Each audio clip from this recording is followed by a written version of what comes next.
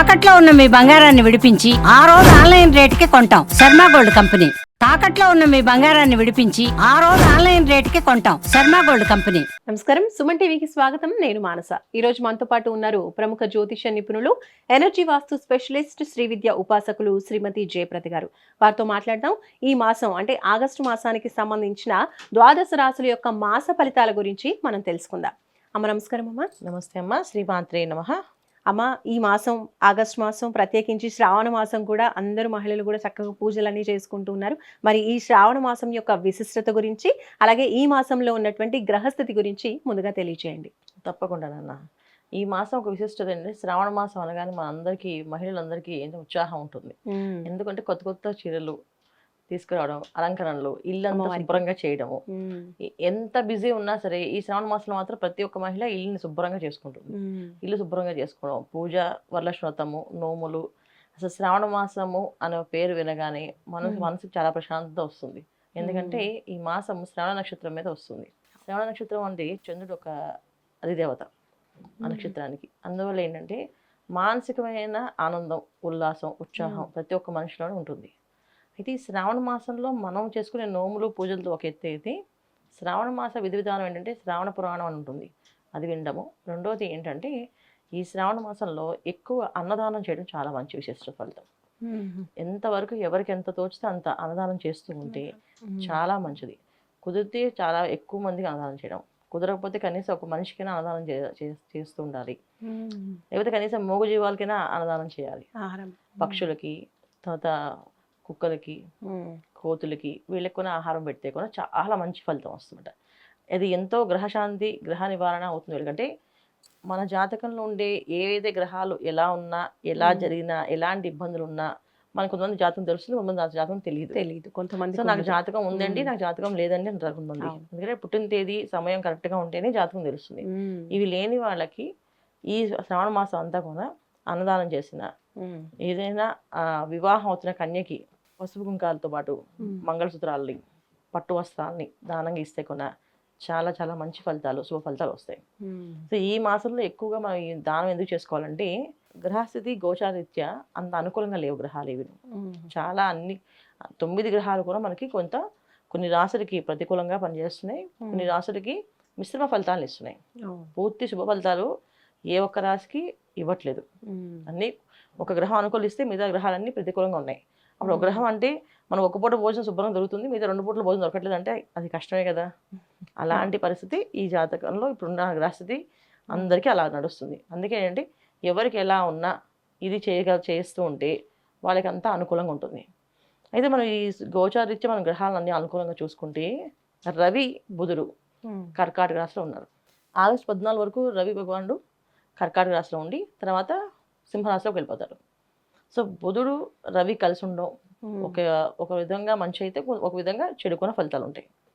అలాగే సింహరాశిలో కేతు ఉన్నాడు, అలాగే కన్యా రాశిలో కుజుడు ఉన్నాడు, అలాగే మనకి కుంభరాశిలో చూసుకుంటే రాహు ఉన్నాడు, మీన రాశిలో శనేశ్వరుడు వక్రించి ఉన్నాడు. మిథున రాశిలో గురువు, శుభగ్రహాలు రిపీట్, గురువు, శుక్రుడు ఇద్దరు శుభగ్రహాలే. ఈ 2 గ్రహాలు కలయిక ఉంది. ఒక విధంగా గురువు, శుక్రులు కలిసి ఉంటే ఒక మంచి ఫలితం ఉంటుంది, ఒక చెడు ఫలితం కూడా ఉంటుంది. శుభగ్రహాలు అయినప్పటికీ కూడా మనకి మంచి చెడులు అనేది ఖచ్చితంగా రాసి ఉంటాయి. సో మన గ్రహస్థితుల్లో గోచారీత్యా ఏంటంటే అన్ని గ్రహాలు బాగున్నప్పటికీ వాటి స్థానాలు అనుకూలంగా లేవు. వాటి స్థానాలు అనుకూలంగా లేవు కనుక మనకి అటువంటి ఫలితాలు కనుక కనిపిస్తున్నాయి. ఎలాంటి ఫలితాలు వస్తాయి అంటే ఒక్కొక్క రాశికి ఒక్కొక్క ఫలితం ఉంది, అది మీకు వివరిస్తాను ఇప్పుడు. అమ్మ, ధనుస్సు రాశి వాళ్ళకి ఈ ఆగస్టు మాసం ఎలా ఉండబోతోంది, వాళ్ళ గ్రహస్థితి ఏ విధంగా ఉంది, అలాగే ఈ శ్రావణ మాసంలో ప్రత్యేకించి వీళ్ళకి ఎలాంటి అనుకూలతలు కనిపిస్తున్నాయి తెలియజేయండి. తప్పకుండా అన్న. ధనుస్సు రాశి వాళ్ళకి ఈ మాసం చాలా అనుకూలంగా ఉంది, చాలా బాగుంది. చెప్పాలంటే వీళ్ళకి బ్రహ్మాండంగా ఉంది అనుకోవచ్చు. ఎందుకంటే వీళ్ళకి శుభగృహాలు అంటే శుభస్థానాలైన 2 శుభగ్రహాలు, 2 కూడా గురువు, శుక్రుడు, వీళ్ళిద్దరు కూడా సప్తమ స్థానంలో ఉన్నారు. సప్తమ స్థానంలో ఉండడం వల్ల ఏంటంటే వ్యాపార పరంగా కానీ, ఉద్యోగ పరంగా కానీ, వ్యవహారిక పరంగా కానీ, వివాహ సమయంలో భార్యాభర్త మధ్య అవగాహన కానీ, వివాహాలు కానీ ఏవైనా సరే చాలా అనుకూలంగా వీళ్ళకి వీళ్ళు అనుకున్న పదం అంటే వీళ్ళు ఏవైతే అనుకుంటారో అదే క్వాలిటీస్తో రావడం. అదే క్వాలిటీతో వాళ్ళు మాట్లాడడం. అంటే నేను వ్యాపారం చేద్దాం అనుకుంటున్నాను, కానీ నాకు వచ్చే పార్ట్నర్ ఇలా ఉండాలి, ఆయన ఇలా చెప్పాలి, ఆయన ఇలా వినాలి అనుకుంటే అలాంటి వాళ్ళే రావడం. అలాగే నేను ఒక వివాహం చేసుకుందాం అనుకుంటున్నాను, నాకు వచ్చే అమ్మాయి కానీ అబ్బాయి కానీ ఇలా ఉండాలి, ఖచ్చితంగా అలాగే ఉంటారు. అలా ఉండే అవకాశం ఎక్కువగా ఉంటుంది వీళ్ళకి. సో అంత మంచి ఫలితాలు ధనుసు రాశి వాళ్ళకి ఉంది. తర్వాత అష్టమస్థానంలో రవి బుధులు కలిసి ఉండడం వల్ల ఆర్థికపరమైన లావాదేవీలు అనేది వీళ్ళకి చాలా అనుకూలంగా సానుకూలంగా జరుగుతాయి.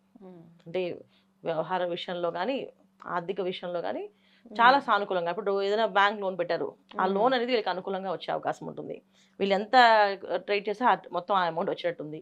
అలాగే ట్రేడింగ్ బిజినెస్లో ఉన్న వాళ్ళు చాలా లాభాలు అందే అవకాశం ఉంది. తర్వాత వీళ్ళకి ఉద్యోగ ప్రయత్నాలు చేసేవాళ్ళు, ప్రమోషన్స్కి ప్రయత్నం చేసే వాళ్ళకి చాలా అనుకూలంగా ఉంది. వాళ్ళకి ఆ ప్రమోషన్స్ రావడం, అక్కడ కొత్త వాళ్ళతో పరిచయాలు అవ్వడం, వాళ్ళు వీళ్ళకి చాలా సపోర్ట్గా ఉండడము, వీళ్ళతో వాళ్ళు ఒక సఖ్యత ఏర్పడము, ఇవన్నీ కూడా ధనుసు రాశి వాళ్ళకి నిజంగా చెప్పాలంటే ఈ మాసంలో చాలా ఎక్కువ మంచి ఫలితాలు, సత్ఫలితాలు ఎక్కువగా ఉన్నాయి. ధనుసు రాశి వాళ్ళకి మంచి మంచి ఫలితాలు ఉన్నాయి. అయితే దశమస్థానంలో కూర్చొని ఉండడం వల్ల కాస్తంత డబ్బులు పోవడం కానీ పోగొట్టుకోవడం కానీ అధిక ఖర్చు అవ్వడం కానీ జరుగుతుంది. అంటే ఎవరైనా నమ్మి డబ్బులు ఇస్తే అది మోసపోవడం కానీ, ఆ డబ్బు తీసుకుపోవడం కానీ వాళ్ళు, లేకపోతే వాళ్ళతో వ్యాపారం ప్రారంభం చేస్తే ఆ వ్యాపారం విషయంలో అక్కడ సరిగా జరగకపోవడం కానీ జరుగుతుంది. అంటే మనిషి మంచివాడే కానీ అక్కడ వ్యవహారం చెడిపోతుంది అనమాట.